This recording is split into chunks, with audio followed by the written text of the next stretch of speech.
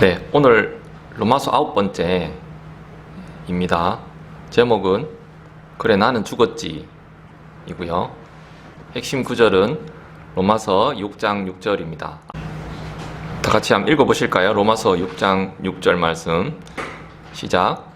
우리가 이것을 알거니와 우리의 옛사람이 그분과 함께 십자가에 못 박힌 것은 죄의 몸을 멸하여 이제부터는 우리가 죄를 섬기지 아니하게 하려 함이니. 네, 뭐 지난번에 보여드린 내용이죠. 우리가 이때까지 이제 두 번째 하나님께서 구원해 주시는 방법, 칭의를 어떻게 의롭다고 어떻게 받느냐라는 것에 대해서 나누었고요. 또 지난주와 이번주, 지난 시간과 이번 주는 이제 구원의 결과로서 어떻게 우리가 거룩하게 옛사람의 습성들을 버리고 구원받은 사람으로서의 삶을 살 것인가 하는 문제에 대해서 짚어보려고 합니다. 나누어 보려고 합니다. 6장, 7장, 8장 이렇게 오늘 8장 17절까지 볼 텐데요.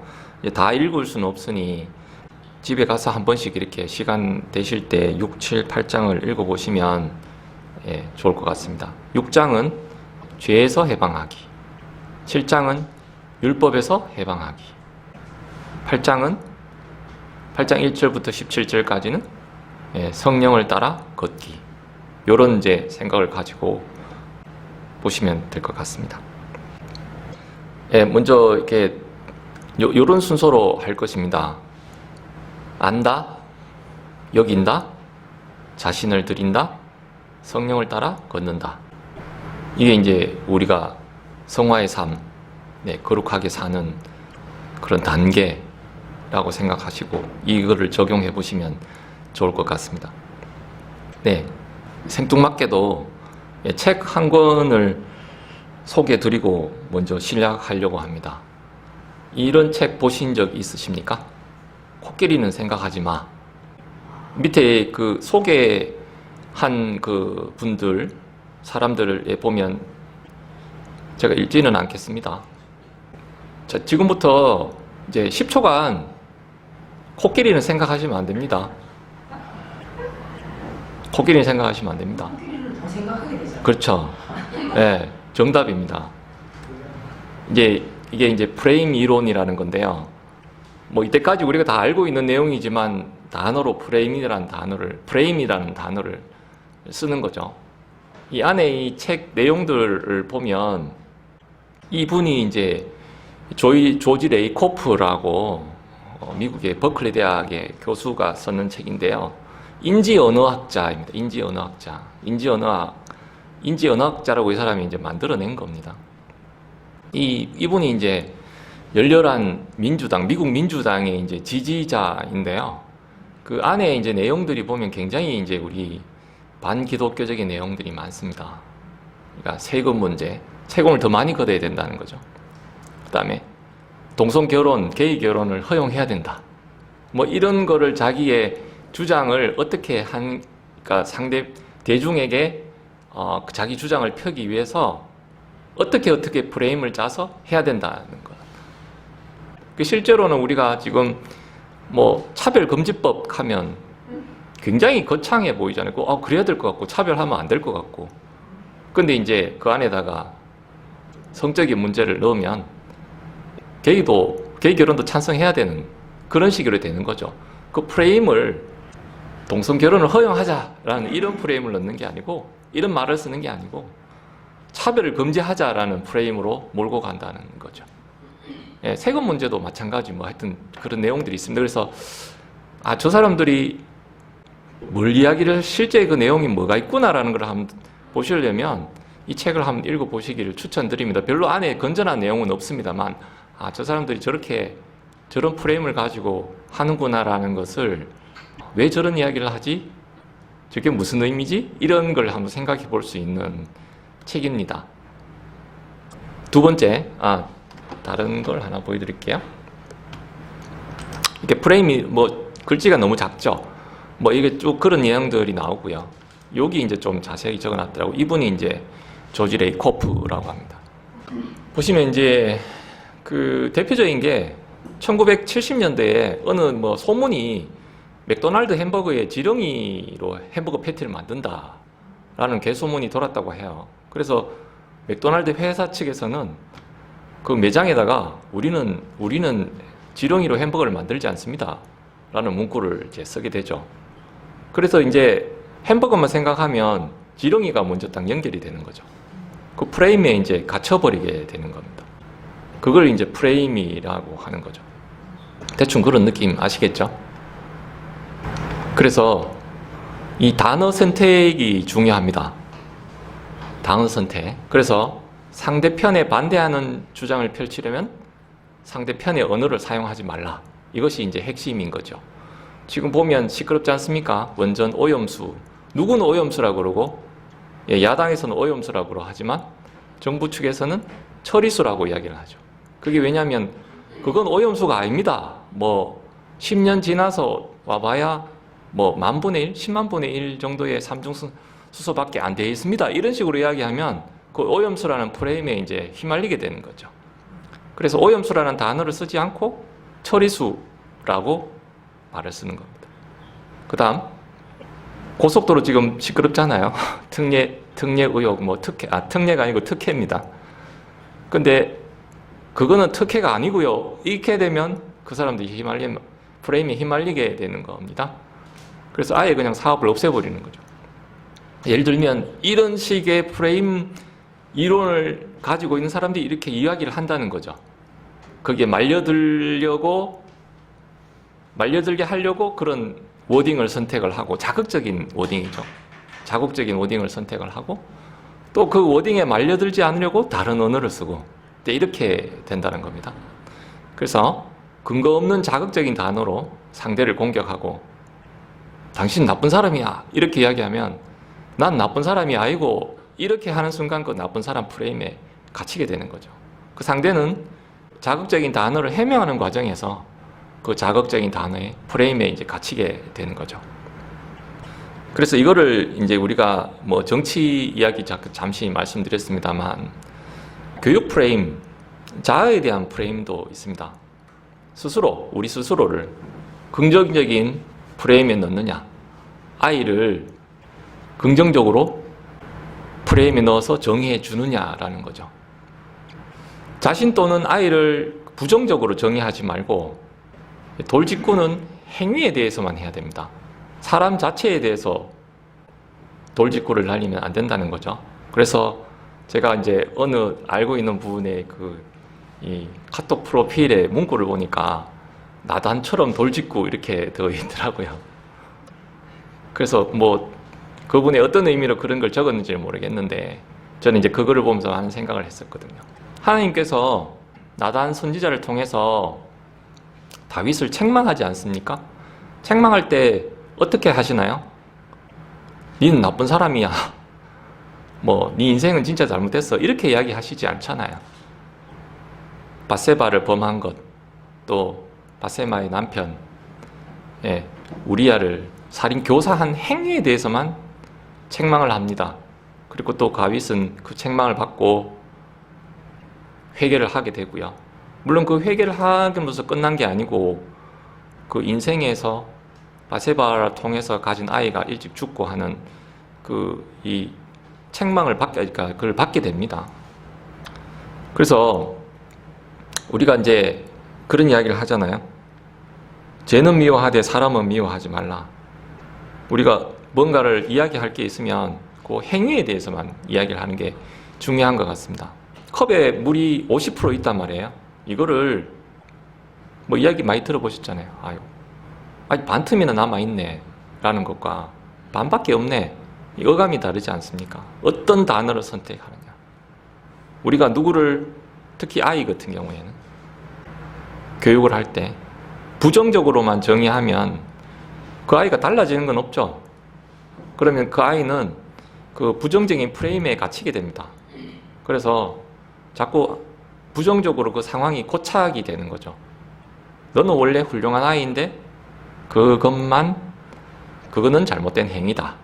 이렇게 하나님이 다윗을 책망했을 때처럼 그렇게 하는 게 좋다고 생각합니다. 그것이 어떤 아이에 대한 프레임, 긍정적인 프레임을 갖추게 해주는 그런 게 아닐까 생각하고요. 본인에 대해서도 마찬가지입니다. 우리가 스스로를 생각하기에 난 왜 이것밖에 안 될까? 나는 이것밖에 안 되는 사람인가? 이런 좀 우울감이 빠질 때가 있잖아요. 그런 프레임에 스스로를 가두지 말고 우울감은 더 심한 우울감을 가져오기 때문에 자아에 대해서도 긍정적인 프레임, 나는 하나님께서 사랑하는 사람이지, 하나님께서 나를 위해서 예수님을 보내주셨지, 내가 할 수 있는 건 뭘까? 이런 스스로에 대해서도 긍정적인 프레임을 갖는 게 중요하다고 생각합니다. 앞에 좀 각설이 길었는데요. 그러면 이 프레임 이론을 성경에 적용해보면 어떨까 하는 생각이 들었습니다. 첫 번째, 우리가 이제 프레임에 속는 게 창세기 2장이죠. 다 같이 한번 보실까요? 우리 숱하게 이렇게 많이 읽으셨잖아요. 하나님께서 아담과 하와에게, 남자에게 이야기했습니다. 아담에게 이야기했습니다.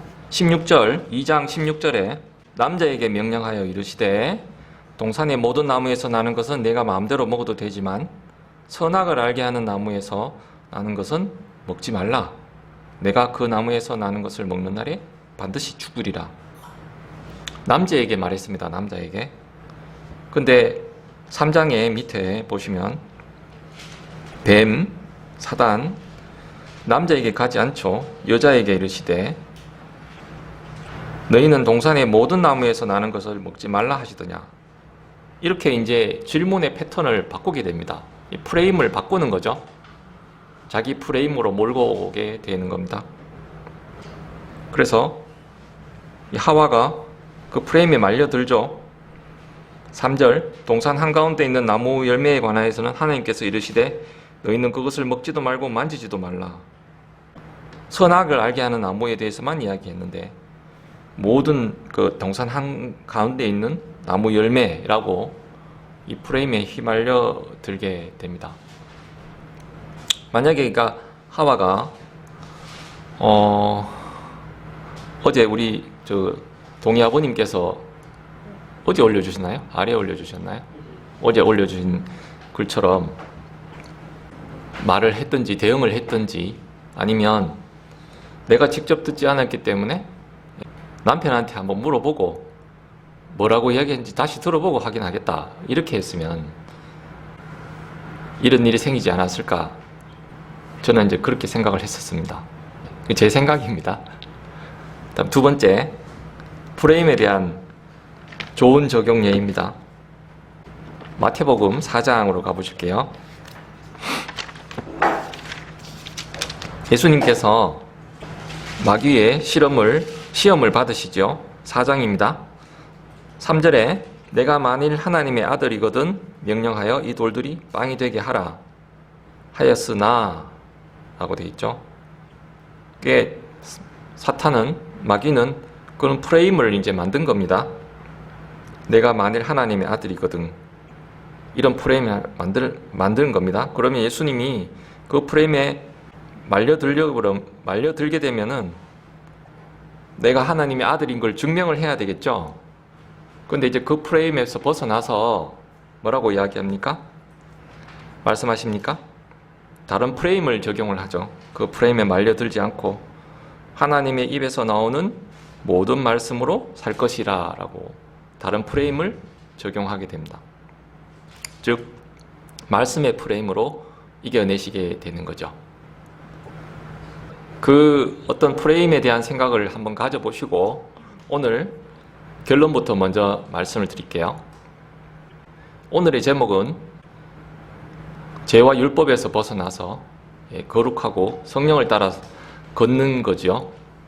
우리가 이제 구원을 받았고 이때까지 옛사람에 있던 습성들대로 살아왔는데 그거를 안 하려고 생각하면 마치 코끼리를 생각하지 마라고 했을 때 코끼리가 생각나는 것처럼 죄와 율법 자꾸 생각하게 됩니다. 그리고 옛사람의 습성이 없어지지 않잖아요. 그런 프레임에서 벗어나려고 하면 옛사람이 죽으면 되겠죠. 옛사람이 죽어서 십자가에 못 박으면 되는 것입니다. 그래서 오늘 결론은 일단 요렇다고 아시고 이제 본격적으로 시작을 해보겠습니다. 네, 아까 말씀드렸듯이 오늘의 순서는 알고, 여기고, 자신을 드리고, 성령을 따라 걷는 것입니다.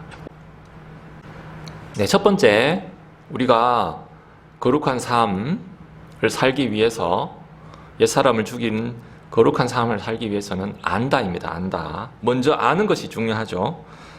네, 한번 읽어보겠습니다. 6장, 로마서 6장으로 가겠습니다. 6장에는 안다라고 하는 단어가 여러 번 나옵니다. 안다 나오는 부분들을 한번 읽어볼게요. 6장 3절, 6절, 9절입니다. 제가 읽겠습니다. 눈으로 따라오십시오. 예수 그리스도 안으로 침례를 받은 우리가 다 그분의 죽음 안으로 침례를 받은 줄을 너희가 알지 못하느냐. 다음 6절입니다. 우리는 이 사실을 아노라. 좀 다릅니다. 제가 마제스티판이라서. 우리는 이 사실을 아노라. 즉 우리의 옛사람이 그분과 함께 십자가에 못 박힌 것은 죄의 몸이 멸절되어 이제부터는 우리가 죄를 섬기지 아니하게 하려 함이니. 다음 9절이요. 이는 그리스도께서 죽은 자들로부터 이렇게 지으셨으므로 다시는 죽지 아니하시고 사망이 다시는 그분을 지배하지 못하는 줄 우리가 알기 때문이라. 예처럼 3절에서 또 6절에서 9절에서 그분의 죽음 안에서 우리도 죽었다라고 이야기하고 있죠. 우리의 죄가 그분에게 돌아갔을 뿐 아니라 우리 자신도 그분 안으로 넣어졌다라고 이야기를 합니다. 3절에 보면 이 침례는 우리가 받는 게 침례탕에서 받는 물 침례가 아니고 이제 성령 침례이죠. 저는 이제 대신 죽었다라는 말도 참 의미가 있지만 우리가 구원받을 때 대신 죽었다라는 말이죠. 그러나 우리가 구원받고 성화의 삶을 살 때는 함께 죽었다 이런 말도 참 제 마음에 좀 많이 와닿았습니다. 8절 한번 읽어보실게요. 이제 만일 우리가 그리스도와 함께 죽었으면 또한 그분과 함께 살 줄을 우리가 믿노니. 함께 죽었다는 거죠. 예수님이 내 대신 죽은 것도 맞죠. 그렇지만 그때 함께 죽었다는 겁니다. 순서를 한번 바꿔볼게요. 말을 한번 바꿔볼게요. 저는 오늘 이 교회 예배당에 아내와 함께 왔습니다. 라는 말을 다른 말로는 아내는 오늘 예배당에 저와 함께 왔습니다. 같은 말이잖아요. 같은 말이죠. 그것처럼 그리스도께서 십자가에 못 박히실 때 저도 십자가에 못 박혔습니다. 라고 말하는 것과 제가 십자가에 못 박혔을 때 예수님도 함께 십자가에 못 박혔습니다. 말이 어떠신가요? 같은 말이잖아요. 같은 말. 같은 말인데 내가 십자가에 못 박혔을 때 예수님도 그때 십자가에 못 박혔습니다. 라고 이야기하는 것이 주어가 뭐냐에 따라서 훨씬 더 와닿지 않으십니까? 내가 십자가에 못 박혔다는 것이. 그럼 여러분의 옛사람이 십자가에 못 박힐 때 예수님께서도 십자가에 못 박힌 것이 확실합니까? 예수님과 두 강도의 비유가 있죠. 또 강도의 비유가 있죠. 강도의 그 사실이 있죠. 어떻습니까? 두 강도는 예수님과 동시에 못에 박혔지만 각각 다른 십자가에 못 박히잖아요. 예수님 양쪽에. 그러나 우리는 어떤가요? 예수님과 함께 동일한 십자가에 못이 박혔다는 사실입니다. 다른 십자가가 아니고, 그분이 십자가에서 못 박혀 죽으실 때 우리는 그분 안에 있었다는 거죠. 네, 우리는 이미 죽었고 우리는 이미 제거되었습니다. 오직 예수님이 십자가에서 이루신 것을 믿음으로 받아들일 때만 유효하게 되는 사실이죠. 하나님의 방법은 사람의 방법과 완전히 다릅니다. 사람의 방법은 죄를 이기려고 죄를 생각하면서 죄를 억누르는 것이지만, 하나님의 방법은 죄의 원인을 제거하는 거죠. 옛사람을 십자가에 못 박아 죽이는 겁니다. 그래서 저는 이제 이렇게 한 번씩 생각합니다. 그래, 나는 죽었지. 십자가에 못 박혀서 죽었었지. 이렇게 생각을 하려고 합니다. 보통 우리는 우리의 약함을 이제 비통하고 자책하면서, 내가 좀 더 인내심이 강하고 좀 더 강하면 내가 이걸 죄를 안 지었을 텐데, 각자가 생각하는 그런 잘못들이 있잖아요. 지난번에 저는 말씀드렸잖아요. 한 번씩 화내는 거, 뭐 일이 제대로 안 되면 그냥 화를 막 내는 건 아니고. 그래서 우리는 하나님께서 우리를 좀 더 강하게 해서 자제할 수 있게 해주시기를 구하게 되죠. 그러나 하나님은 우리를 강하게 하심으로써 죄에서 구출하는 것이 아니라 우리를 약하게 하심으로, 우리의 옛사람을 십자가에 못 박으심으로 우리를 구출하시게 됩니다. 그러면 첫 번째로 우리가 이제 안다라고 이야기했는데요. 어떻게 아는 거죠? 옛사람이 못 박힌 것을 어떻게 아는 거죠? 말씀을 보고 깨닫게 되는 거죠. 로마서 10장 17절 말씀 여기 적어놨습니다. 그런즉 이와 같이 믿음은 들음에 의해 오며 들음은 하나님의 말씀에 의해 오느니라. 원래 우리는 죽은 사람이기 때문에 하나님께서 옛사람은 죽었다고 이야기하셨거든요. 죽은 사람이기 때문에 우리가 현재 지금 죽을 방법을 생각해낼 필요가 없죠. 또 죽기를 기다릴 필요도 없고, 우리는 주님께서 이미 이루어 주신 일을 알고 그분께 감사와 찬양을 하기만 하면 됩니다. 그래서 중요한 단어가 있죠. 그리스도 예수님 안에. 이거 아래 우리 카톡방에 허건 형제님께서 올려주신 글이죠. 이 사진과 글을 보고 어떤 생각을 하셨었나요? 마음이 아프기도 하고, 그죠? 저는 이 글을 읽으면서 이분의 이제 그 남편분, 아내를 얼마나 아끼고 사랑했냐, 이거를 좀 느낄 수가 있었습니다. 이게 아내가 글을 잘 몰랐는데, 만약에 이제 글을 알게 돼서 이 편지를 썼는데, 우리 남편들이 제일 무서워하는 말이 그거라 그러더라고요. 여보, 할 말 있어. 뭐 이러면 제일 무서운 말이다 그러는데요. 내 이때까지 말은 못했는데 내 글로 좀 적을게. 뭐 이런 뉘앙스로 적으면 좀 곤란하지 않을까 싶네요. 인간아, 뭐 이렇게 시작하면은 좀 곤란하지 않을까 이런 생각을 했는데요. 그래서 이 남편분이 얼마나 아내를 사랑하고 아껴주고 보호해 주었는가, 그게 이분한테 와닿았기 때문에 이런 편지를 쓴 거잖아요. 그래서 나는 얼마나 아내를 아끼고 사랑하고 보호해 주었던가, 이런 반성도 되고, 나는 나중에 이런 편지를 받을 수 있을까? 뭐 이런 생각도 들고, 그런 생각이 들었습니다. 두 번째로 로마서 6장 11절 말씀 읽겠습니다. 다 같이 읽으실게요. 시작하겠습니다. 시작. 이와 같이 너희도 너희 자신을 죄를 향해서는 참으로 죽어 있지만 하나님을 향해서는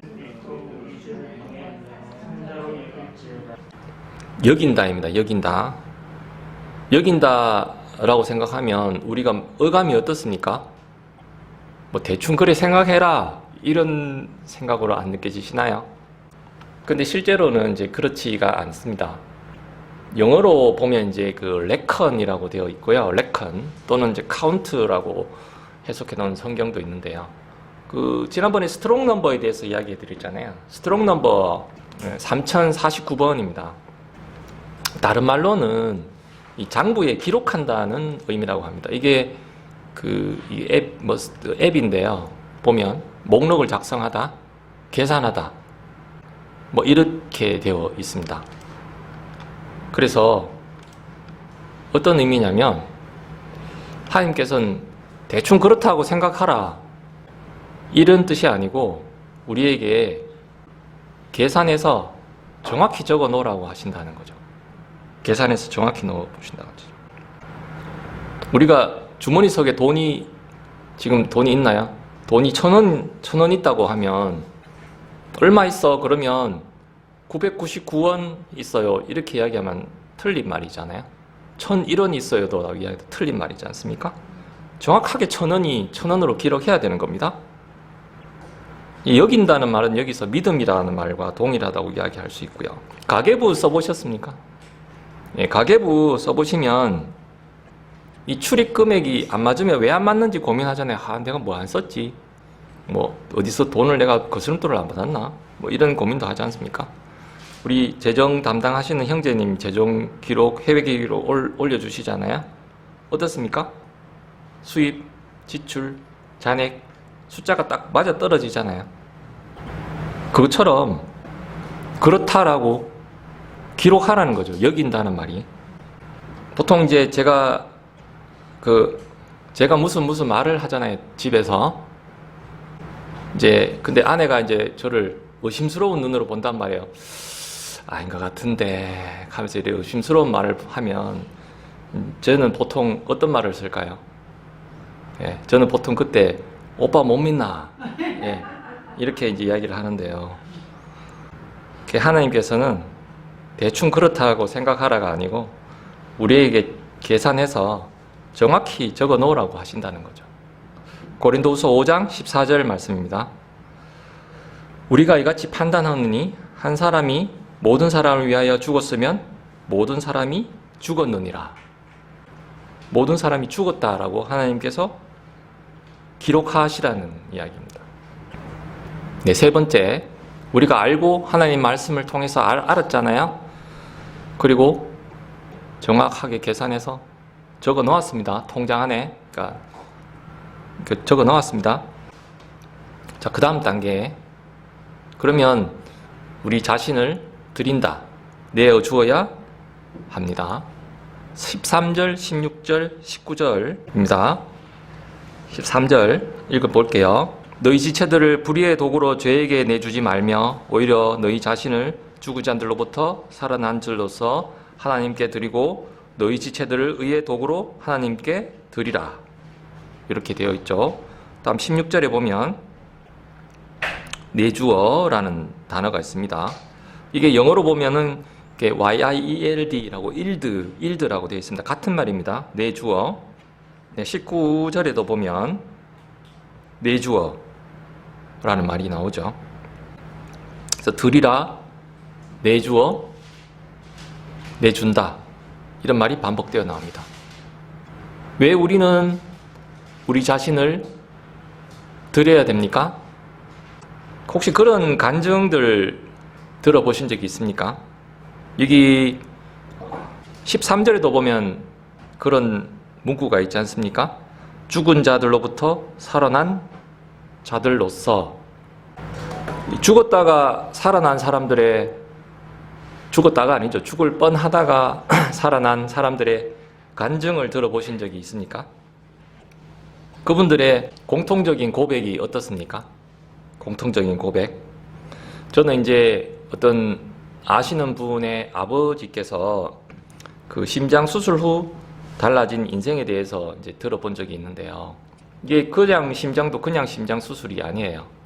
그러니까 우리 지금 흔히 하는 그 관상동맥 이게 넓히는 거, 스텐트 시술이나 이런 것들이 우리나라에 처음 시작하게 된 게 1983년도입니다.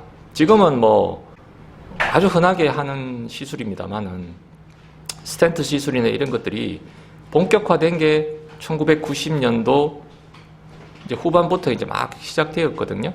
초반부터.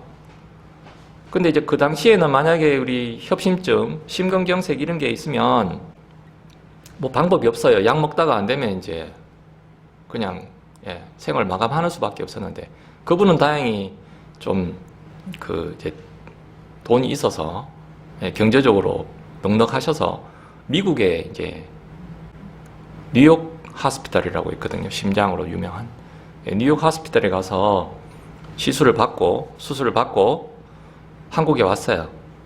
돈이 이제 미국의 의료비가 어마무시하지 않습니까? 그렇게 이제 매덕이 들고 왔는데, 그때부터 그전에는 이제 교회도 나가는 둥 만둥 뭐 이렇게 하다가 이제 덤으로 받은 인생이다 라고 생각하고, 이제까지와는 이제 다른 인생을 보고 살게 되는 거죠. 예배 참석 열심히 하고, 물론 이제 그에 따른 다른 일들이 또 있었겠죠. 그렇게 되는 것 같습니다. 여러분도 어떤가요? 무슨 검사 같은 거 받아보셨습니까? 혹시 내시경, 예를 들자면 내시경, 내 이거 받고 나서 별일 없으면 이제 좀 이때까지 내가 그렇게 했는데 이렇게 그냥 좀 다르게 살아야지 라든지, 이때까지 이렇게 내가 못했는데 이걸 해야지 라는 그런 생각 해보셨잖아요. 어떤 사람이 우리한테 돈 10,000원을 맡겼어요. 좀 보관해달라고 맡겼으면 우리가 함부로 그 돈을 쓰면 안 되잖아요. 그죠? 우리에게 가진 것, 일하는 것, 휴식하는 것도 하나님의 것이라고 생각해야 된다는 거죠. 물질, 시간, 지혜, 기술, 체력도 함부로 우리를 기쁘게 하기 위해서 쓰지 않아야 되겠습니다. 그런 의미에서 사도 바울의 고백, 디모데후서 4장 7절에 보면 이렇게 되어 있습니다. 내가 선한 싸움을 싸우고 나의 달 길을 마치고 믿음을 지켰은즉 이라고 되어 있습니다. 나의 달려갈 길, 하나님께서 맡기신 일이라는 거죠. 하나님께서 맡기신 일이라는 것을 깨닫는 삶이, 물론 고린도후서 11장에 보면 엄청난 고생을 하지 않습니까?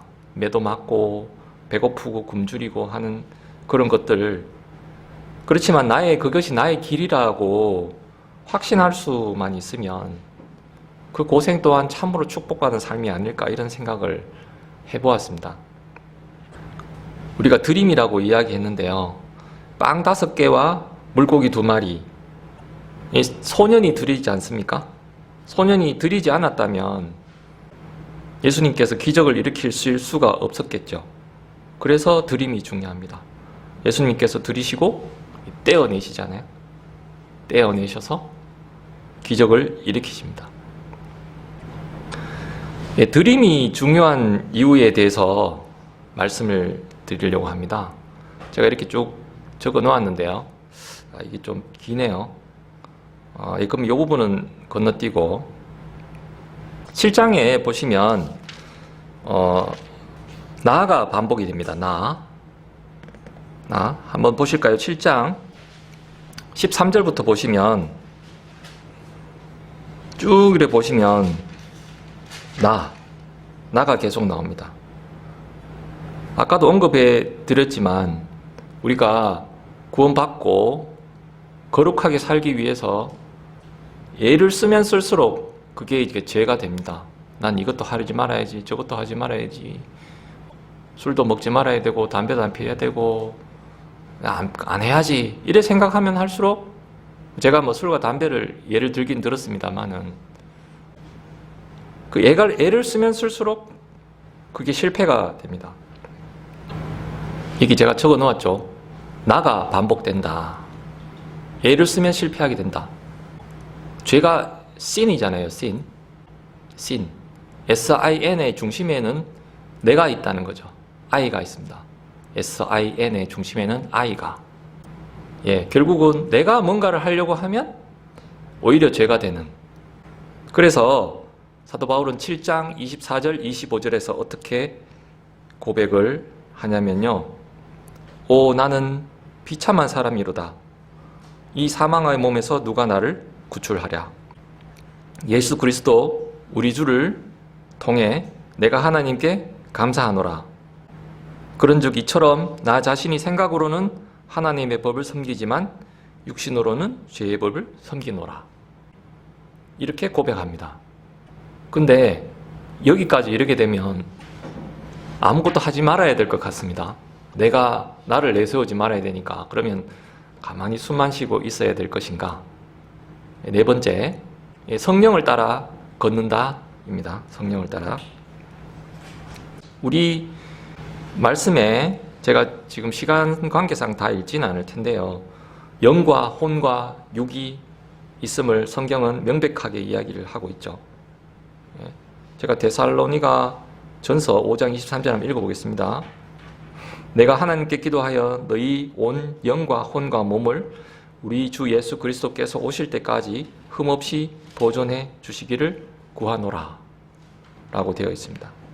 우리가 구원을 받기 전에는 혼적인 활동만 하면서 살았죠. 혼적인 활동.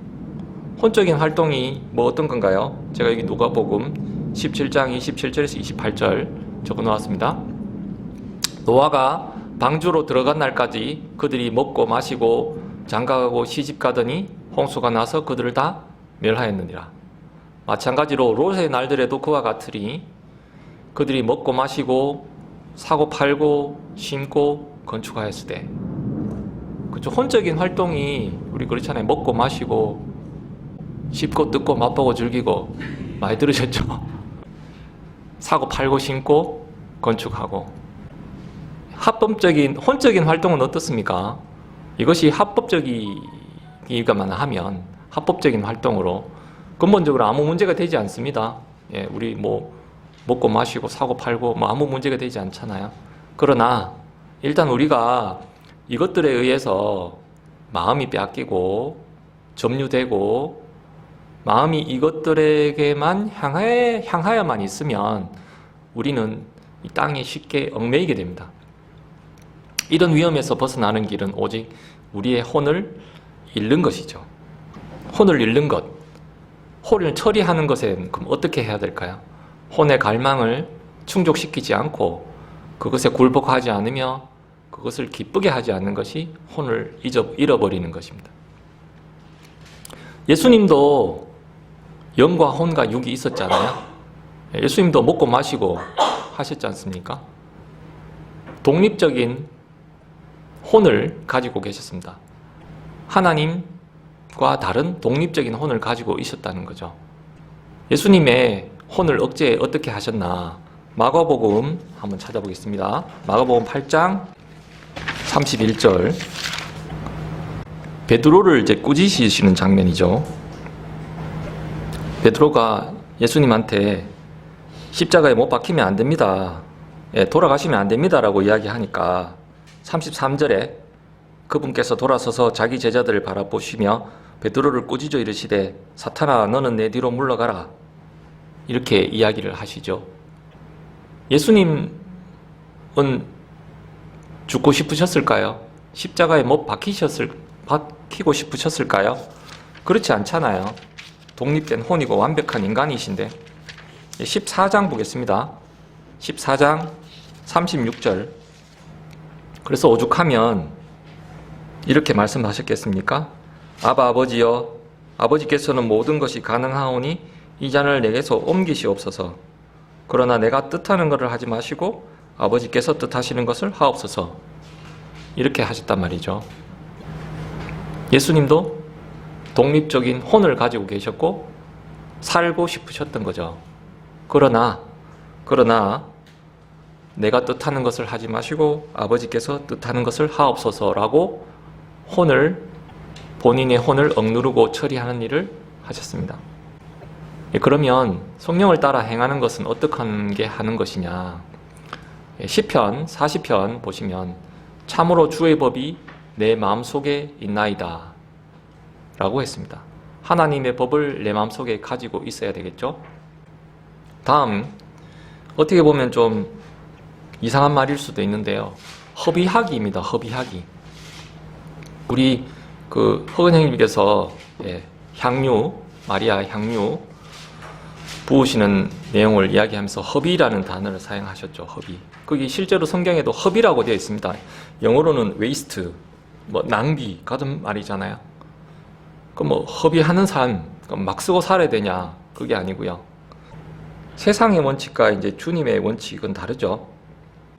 마리아가 300데나리온 가치의 향유를 예수님의 머리에 부었지 않습니까? 마가복음 14장에 보면 어떤 사람들, 제자들이죠. 제자들이 속으로 분개하여 이르되 어찌하여 이 향유를 이렇게 허비하느냐? 허비라는 단어를 썼습니다. 이 세상의 시각으로는 그 마리아의 행동 또는 우리의 삶이 허비라고 볼 수도 있을 겁니다. 우리가 예배 드리러 오는 거, 그 사람들이 보면 놀러도 가고 해야 되는데 매주마다 교회 가서 걸어가냐고 이런 이야기 들어보셨죠? 그 시간 낭비 아이가? 그게 그 말입니다. 또 물질, 우리가 헌금 많이 하라 이런 소리가 아니고요. 물질 드리는 거, 또 생각, 이런 것들이 세상의 원칙에 의해서는 허비일 수가 있습니다. 허비, 낭비일 수가 있는 거죠. 그러나 우리는 낭비라고 전혀 생각을 하지를 않죠. 비단 일례에 이제 이런 얘기는 하지만 우리 각 지체분들의 생활의 영역에서 성령을 따라 걷는 것이 어떤 것일까를 한번 생각해 보았으면 좋겠습니다. 제 같으면요, 말씀 틈틈이 읽는 것, 아까도 말씀드렸지만 갑자기 화내지 않기, 이런 등등이 되겠죠. 그걸 이제 개인적으로 적용을 해 보시면 좋을 것 같습니다. 성령을 따라 걷는 것. 아까 그 프레임 이야기도 말씀드렸잖아요. 아이에게 긍정적인 이야기하기, 또 스스로에게 긍정적인 프레임을 이야기하기. 그 결과로 요한복음 12장 3절에 보면 향유 냄새가 집에 가득하더라 라고 되어 있고요. 고린도후서 2장 마지막으로 한번 찾아보겠습니다. 저는 이 구절을 좋아하면서도 어려운 구절인데요. 고린도후서 2장 14절 15절입니다. 제가 읽겠습니다. 항상 우리를 그리스도 안에서 승리하게 하시고 우리를 통해 모든 곳에서 그분을 아는 냄새를 풍기게 하시는 하나님께 이제 감사를 드리노라. 우리는 구원받은 자들 가운데나 멸망하는 자들 가운데나 하나님을 향한 그리스도의 향기로운 냄새니. 아까 요한복음에서 말씀드렸던 것처럼 향유 냄새가 집에 가득하더라. 허비를 하면 향유 냄새가 집에 가득해집니다. 그림으로써 그 다른 사람에게는 그리스도의 향기로운 냄새를 풍기는 그런 결과가 있겠죠. 결론에 말씀드리겠습니다. 첫 번째로 프레임 이론이라는 것에 더 말씀드렸고요. 두 번째, 그분의 죽음 안에서 우리도 죽었다는 것을 말씀을 통해서 알자. 다음으로는 죄를 향하여서는 죽어 있지만 하나님을 향하여서는 예수 그리스도 우리 주를 통해 살아있는 것으로 여기자. 이제 정확하게 계산해서 적어놓자 입니다. 다음, 자신을 드리고 아이의 혼을 내세우지 말자. 내가 뭘 하려고 발버둥 치지 말자 입니다. 다음, 혼적인 활동에 얽매이지 말고 성령을 따라 허비하고 그리스도의 향기로운 냄새를 풍기자 입니다. 오늘 이상으로 말씀을 마치겠습니다. 기도하겠습니다. 하나님 아버지, 오늘의 예배를 감사드립니다. 생각하는 모든 것이 악한 우리를 의롭다고 해주시고 구원의 길로 인도해 주셔서 감사합니다. 그뿐 아니라 우리를 홀로 두지 않으시고 성령님을 우리에게 주셔서 우리를 위로해 주셔서 감사합니다. 우리의 옛사람이 예수님과 함께 십자가에 못 박혔음을 잘 알게 하시고 우리 자신을 주님께 드려 의의 도구로 사용되게 하시고 성령님의 영향력 안에서 성령님의 인도하심에 따라 살아갈 수 있도록 하여 주십시오. 우리 형제 자매님, 지체분들께서 삶의 현장에서 오늘의 말씀을 잘 적용하여 생활하도록 인도하여 주시고 하나님의 말씀이 그때그때 생각나게 하여 주시옵소서. 이 모든 말씀 예수님 이름으로 기도드렸습니다. 아멘.